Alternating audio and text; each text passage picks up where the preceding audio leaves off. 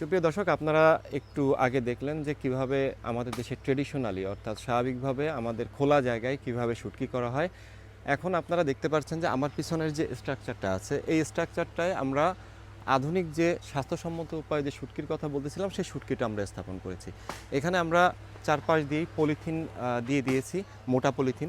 আসলে আমাদের এখানে মূলত লক্ষ্যটা হলো একটা গ্রিন হাউস প্রতিষ্ঠা করা, অর্থাৎ ক্লিয়ার পলিথিনের ভিতর দিয়ে আমাদের কিন্তু সূর্যের আলোটা ঠিকমতো যাবে, অর্থাৎ ভিতরের তাপমাত্রা উষ্ণ থাকবে, কিন্তু বাইরে থেকে যে আমাদের ট্রেডিশনাল শুটকির যে সমস্যাটা, যে ওখানে মাছি পড়ে, ধুলোবালি পড়ে, কিংবা পাখি কিংবা কুকুর বা অন্যান্য প্রাণীরা যেমন ওটাকে দূষিত করে বা জীবাণু বহন করে, এখানে কিন্তু সেটার কোনো সুযোগ নাই। চারপাশটা পলিথিন দিয়ে ঘেরা আছে, আমাদের সূর্যের আলো ভিতরে যাবে, কিন্তু ভিতরে কোনো ধুলোবালি পাখি এখানে কিন্তু যাওয়ার কোনো সুযোগ নাই।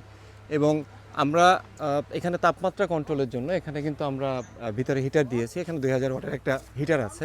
এই হিটারের মাধ্যমে এই ভিতরের যে পরিবেশ, এটা আমরা বাইরের টেম্পারেচার যা আছে তার থেকে আমরা উষ্ণ রাখতে সমর্থ হব। সেই সাথে আমাদের এখানে হাই স্পিড ফ্যান আছে, যার মাধ্যমে আমরা এই যে ভিতরের যে ময়েশ্চারটা আছে, এই ময়েশ্চারটা যেন খুব দ্রুত রিমুভ করা যায় মাছের থেকে, সেই ব্যবস্থা কিন্তু আমরা এখানে করতে পারবো। অর্থাৎ আমাদের ট্রেডিশনাল যে শুটকির আমরা উৎপাদন করি, সেখানে যে স্বাস্থ্য ঝুঁকি থাকে, সেখানে যে পরিবেশগত সমস্যা থাকে বা পরিবেশ দূষিত হওয়া বা চারপাশে গন্ধ ছড়ানোর যে সমস্যাগুলো থাকে, এখানে কিন্তু স্বাভাবিকভাবে সেটা হচ্ছে না।